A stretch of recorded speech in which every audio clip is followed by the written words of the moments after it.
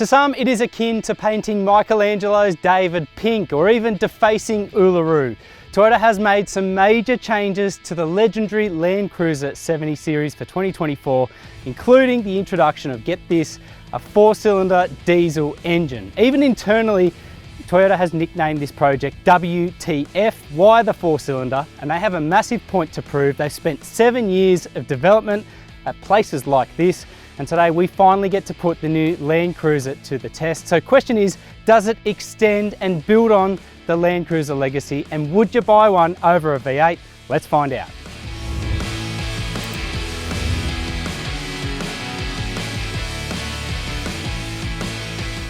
The 2024 changes mark the biggest update to the much-loved LandCruiser in 16 years. The V8 remains available, but it continues to be subject to a stop sale order in Australia due to a 12-month wait list. It means that for the foreseeable future, if you want to place an order on an LC70, it has to be for the 4-cylinder. So students of LandCruiser history will know that this isn't completely uncharted territory. Toyota actually offered a 4-cylinder variant of the LandCruiser 70 series up until 1991, and they also had a 4-speed automatic also on offer up until 1990. So we have seen this before, but this is the new powertrain. It is the 1GD engine, a 2.8 litre turbo diesel 4-cylinder. It's the same as what we've seen in the Hilux and in the Prado, but it features numerous underbody changes designed to make more longevity from the engine. You're getting 150 kilowatts, 500 Newton meters with drive shuffled to all 4 wheels via a 6-speed automatic transmission.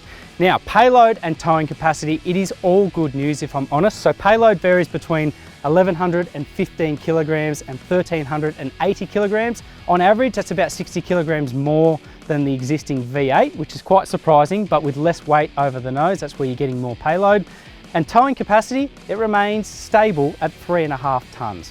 What is unprecedented here is the price. It has jumped about $4,600 from the entry level, so you're now looking well into $75,000 for the 70 series. For this double cab tested here, it adds a $4,100 premium if you want the diesel V8. But this particular model, $83,500 plus on-road costs. It's certainly not cheap. So the interior, the headline statement is the new 6.7-inch touchscreen display. It is a massive improvement on before. No physical volume knob, which I always find a little bit annoying, but it does have connectivity to Apple CarPlay and Android Auto, both via a wired connection. So you've got to pull back the tab here and basically it allows access to that. So we get a few luxury touches like the USB-C ports here, electric windows and whatnot, but this is a very manual affair still. It's very stripped back and bare, which really there's no complaints from me. This is a work vehicle for all intents and purposes, so old school dials and switchgear, very easy to navigate, and it has sort of been prettied up with the new touchscreen display. The other talking point here is a partially digital instrument cluster, which gives you now better readouts, a lot more information as well, but you still have that bank of analog dials. So what I would say is a nice mix between old and new. Now, I'm all about sticking with tradition, but this is where the 70 series really falls behind mainstream utes, the rear seat space. So you have no rear airbags, you have no rear air vents, you have no top tether points for child seats, and it is a very cramped space in terms of legroom. You've got lots of headroom and shoulder room, but otherwise it's a pretty basic affair. And when you see how many people are using these as family vehicles, it could definitely be better. But when you see what the 70 series is capable on and off-road, creature comforts tend to take a back seat. Okay, so here it is, the 4-cylinder Toyota LandCruiser. Never thought I'd see a day, but here we are. Question is, what is it like? Well, immediately it is a very different proposition to a V8 LandCruiser. The sound obviously is missing. That muscular diesel soundtrack, it's just not the same. The involvement that you get with deploying the clutch, putting into gear, working with the gearbox. This is a very streamlined LandCruiser experience. It still feels like an LC70, but yeah, it's a very simple, kind of diluted version of the V8 we've come to know and love. So for me, like, I grew up in a LandCruiser family. My dad still has one.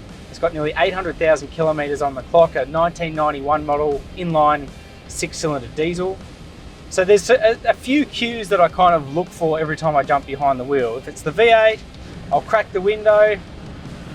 I can hear the thing sucking air through the snorkel. I wait for the diesel soundtrack, the V8 diesel soundtrack, and of course the gearbox, the involvement that comes with all of that. There is a certain experience about the V8 LandCruiser that owners will know and recognise, and you're not going to find that same experience with the 4-cylinder. It's just as simple as that. Instead, it's just straight into D for drive and away you go.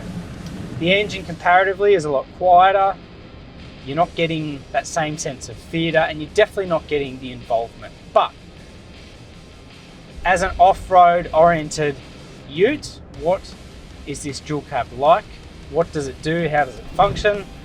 Got to be honest, it's ticking all of the boxes that really, if we really strip it back, it ticks all of the boxes that owners really require.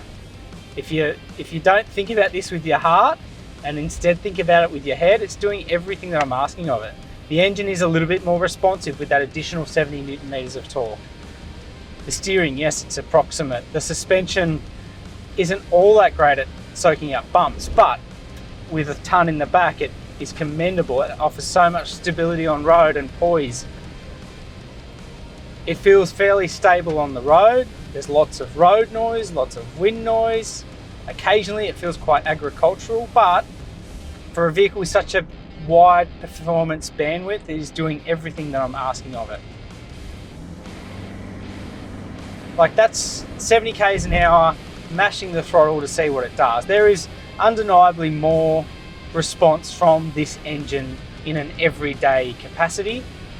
We've just towed with it as well, and I preferred the V8. I liked that amount of torque that it had right in the middle range, around that 2,500, 3,000 RPM marker. The V8 just felt stronger under tow, and it made less of a racket. This kind of felt like you had to work with it. It's like that old philosophy between a large capacity engine working less or a smaller capacity engine working more. That's what this 4-cylinder has to do, and it's shown that way in fuel consumption as well. We've averaged 11.9 litres per 100 k's across a mix of conditions, and the diesel V8 averaged 12.5. So they claim 10%. It's not quite 10% in reality based on this test. And it's certainly not a silver bullet, this 4-cylinder. I think it will appease regulators with being greener, but in real life, it's not a huge revelation in terms of efficiency. But that should come as no great surprise. We're in a 2.2 tonne diesel work ute. It's not built solely around efficiency. But otherwise, this has the same character traits. Like, they've kept the wider track at the front that they had to widen for the V8 with a narrower track at the rear. That's all the same. So it doesn't go as far as addressing some of those issues, which is probably a little bit of a missed opportunity, but with the investment that it would have required, you can kind of understand why Toyota didn't. The cabin again is sparse. The ride is the same as it's always been. I think the unknown here is just the longevity of this vehicle. I think they've definitely gone to the point of ensuring it's robust across a 7-year life cycle, but who's to say that this new engine will last 500,000-600,000 k's? That's what people are getting out of the V8 diesel quite comfortably. So naturally, that's what you should be getting out of this. Otherwise, you wouldn't bother. The national launch also included a very honest off-road section where the 4-cylinder shows off its versatility even more, matching the V8 for engine response and throttle modulation, and streamlining tricky low-speed obstacles without the need of a clutch pedal, and the introduction of hill descent control for big off-road descents. So the WTF LandCruiser, it has a massive point to prove, and to be fair, I'm walking away after 2 days testing it in very remote Australia, quite convinced that it does fit the bill. We've thrown everything at it, from off-roading to dirt road driving, towing with 3.1 tonnes, on-road driving, highway driving, you name it, and it is quite convincing. What I will say though is it definitely doesn't match the theatre, the sound, the engagement, and probably the emotion of the V8 LandCruiser. I don't think any other drivetrain ever will. The other question mark here is it as robust as the V8 LandCruiser? Well, it's a cliched answer, but only time will tell.